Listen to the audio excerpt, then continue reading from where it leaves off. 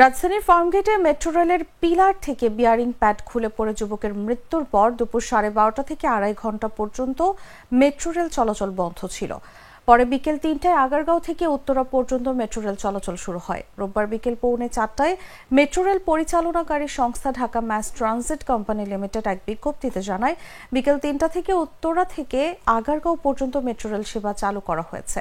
আগারগাঁও থেকে মতিঝিল পর্যন্ত metro rail সেবা দ্রুত চালু করার কার্যক্রম চলমান রয়েছে।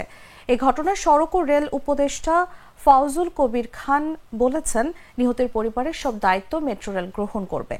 প্রাথমিকভাবে 5 লাখ টাকা দেয়া হবে, পরে পরিবারে যদি কর্মক্ষম সদস্য থাকে তাকে চাকরি দেয়া হবে এবং আহতদের চিকিৎসার প্রয়োজনীয় ব্যবস্থা আমরা নিশ্চিত করব।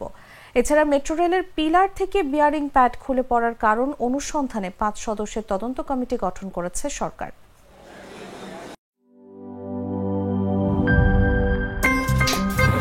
আমার একটা স্মার্ট সিদ্ধান্তে 25% গ্যাসের খরচ কমেছে। ভাবছেন কিভাবে?